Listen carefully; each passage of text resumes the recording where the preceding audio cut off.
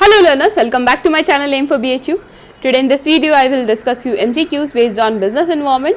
So students इस video series में हम डेली 15 क्वेश्चंस डिस्कस कर रहे हैं एंड स्टूडेंट्स स्टार्टिंग में तो इस सीरीज को मैंने one topic one week MCQ series की तरह आपको प्रोवाइड किया था जिसमें 7 पार्ट्स थे, but because of the fact that जितने क्वेश्चंस आप सॉल्व करेंगे आपकी प्रिपरेशन उतनी ही बेटर होगी.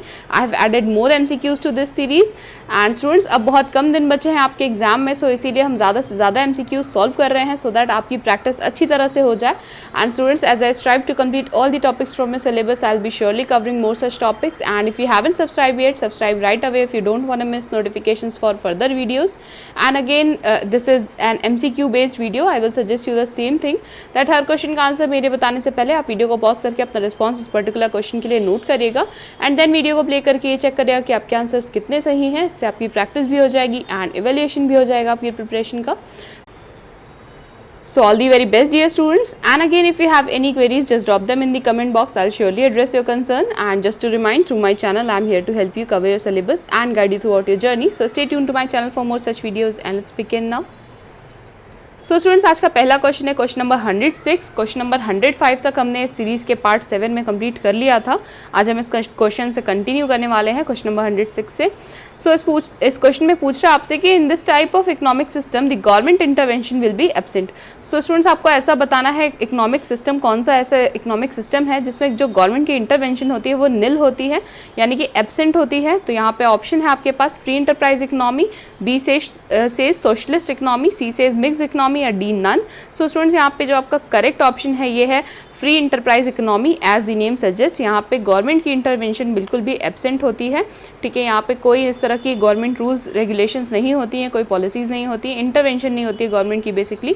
ठीक है, तो यहाँ पे आपका फ्री इंटरप्राइज इकोनॉमी सही आंसर है, इसे मार्क कर लीजिएगा. Next we have question number 107. इसमें पूछा कि dash is an economic system where the means of production are owned and managed by the state. So students state यहाँ पे गवर्नमेंट को रेफर कर रहा है सबसे पहले तो ये जान लीजिए. और आपसे इस क्वेश्चन में ये पूछा है कि ऐसा इकोनॉमिक सिस्टम आपको बताना है जहाँ पे जितने भी मीन्स ऑफ प्रोडक्शन है these are owned and also managed by the state, यानी कि गवर्नमेंट ही उन्हें ओन करती है सॉरी एंड मैनेज भी गवर्नमेंट ही करती है. तो यहाँ पे ऑप्शंस हैं आपके पास. A says capitalism, B says socialism, C says mixed economy या डी सेज कॉमन इकोनॉमी. तो यहाँ पे आपका जो करेक्ट ऑप्शन है ये है स्टूडेंट्स सोशलिज्म. जो सोशलिस्ट इकोनॉमिक सिस्टम होता है उसमें ऐसा होता है कि जितनी भी मीन्स ऑफ प्रोडक्शंस हैं वो सारी गवर्नमेंट की ओन्ड एंड मैनेज्ड होती हैं. तो यहाँ पे आपका बी ऑप्शन करेक्ट है, इसे मार्क कर लीजिए. And next we have question number 108. इसमें पूछा है कि India follows dash economic system. बहुत ही ईजी क्वेश्चन है स्टूडेंट्स. हम सब जानते हैं इंडिया का जो इकोनॉमिक सिस्टम है या कौन सा हम जो है मिक्स्ड इकोनॉमी जो है हम फॉलो करते हैं, सबको पता है ये. तो हमारा इकोनॉमिक सिस्टम कौन सा है? मिक्स्ड इकोनॉमिक सिस्टम है. सी ऑप्शन करेक्ट है, यहाँ पे इसे मार्क कर लीजिएगा students.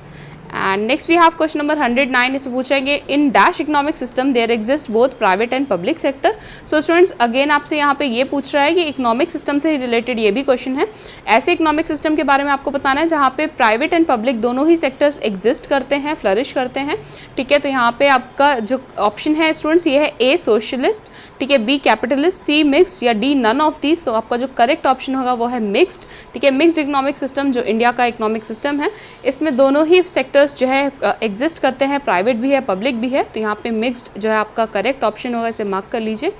And next we have question number 110. इसमें पूछ रहा है कि who was the first chairman of the planning commission of India. So planning commission of India के फर्स्ट चेयरमैन के बारे में आपको बताना है स्टूडेंट्स, नाम बताना है यहाँ पे आपको.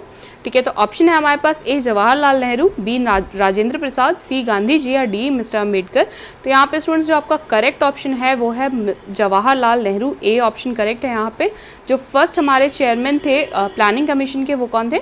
Jawaharlal Nehru, that the PM of that time. ठीक है, उस टाइम के PM थे ये.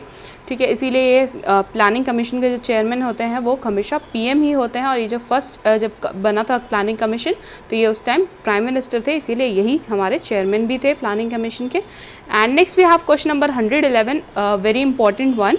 ठीक है, इसमें पूछा है कि who is concern with the approval of planning decisions formulated by the planning commission. So students जितना भी प्लानिंग डिसीजंस जो है प्लानिंग कमीशन फॉर्मुलेट करता है इसकी अप्रूवल से कौन कंसर्न है, यानी इन प्लानिंग डिसीजंस को अप्रूव कौन करता है ये पूछ रहा है आपसे इस क्वेश्चन में.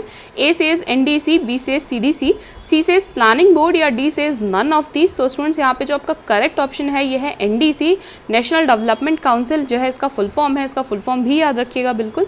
And NDC is concern with the approval of all the planning decisions which are formulated by the planning commission.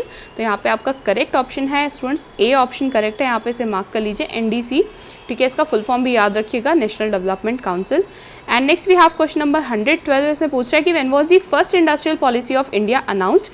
C students, जब भी इस तरह के क्वेश्चंस रहते हैं जिनमें डेट्स जो है, मैंने हमेशा आपको बताया कि डेट वाइज और ईयर से बेस्ड क्वेश्चंस हमेशा आते ही हैं, पूछे ही जाते हैं। एंड मैंने ये भी देखा है कि इंडस्ट्रियल पॉलिसी से रिलेटेड बड़े सारे क्वेश्चन हर ईयर के पेपर में होते हैं, है ना। पास्ट ईयर पेपर्स अगर आप उठा के देखें तो उसमें कहीं ना कहीं इंडस्ट्रियल पॉलिसी से एक दो क्वेश्चन ज़रूर मिल जाते हैं।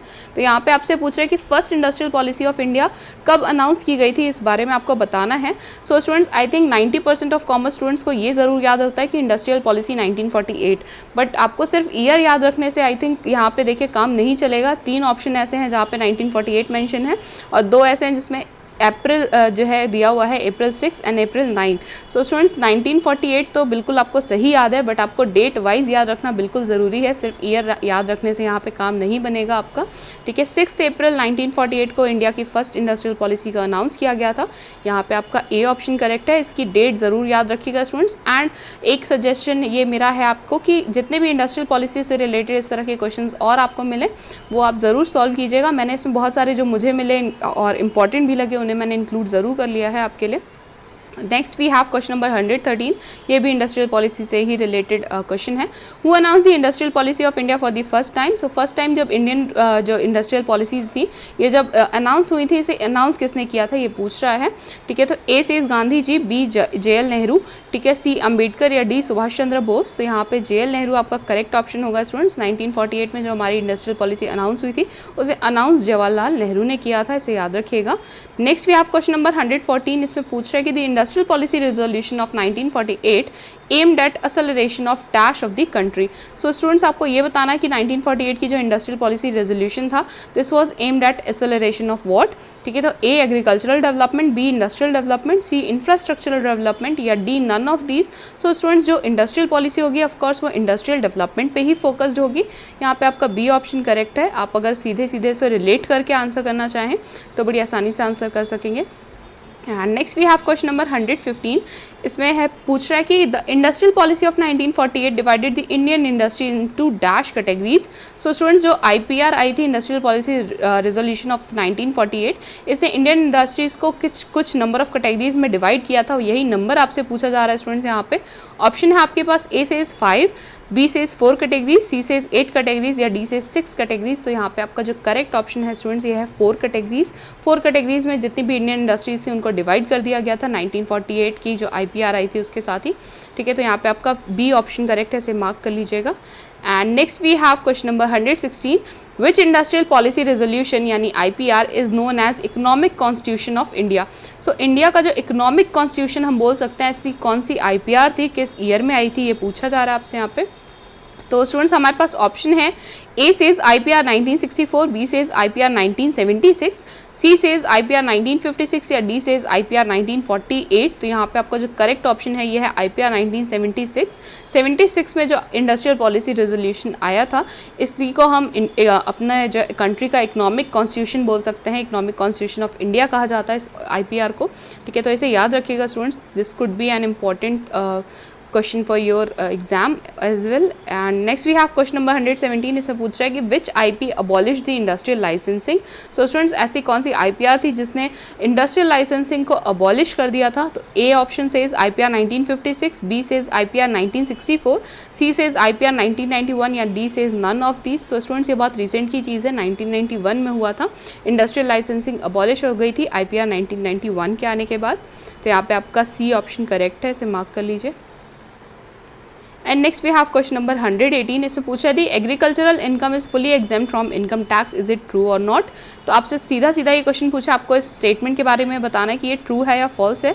जो एग्रीकल्चरल इनकम होती है ये फुली एग्जाम्प्ट होती है इनकम टैक्स से, स्टेटमेंट में ये कहा जा रहा है, ठीक है। तो A option says it's false, B says not applicable, C says true या डी सेज पार्टली टैक्सेबल। तो स्टूडेंट्स हम सब जानते हैं कि जो एग्रीकल्चरल इनकम होती है ये फुली एग्जाम्प्टेड होती है, इस पर किसी भी तरह का इनकम टैक्स जो है लेवी नहीं होता है।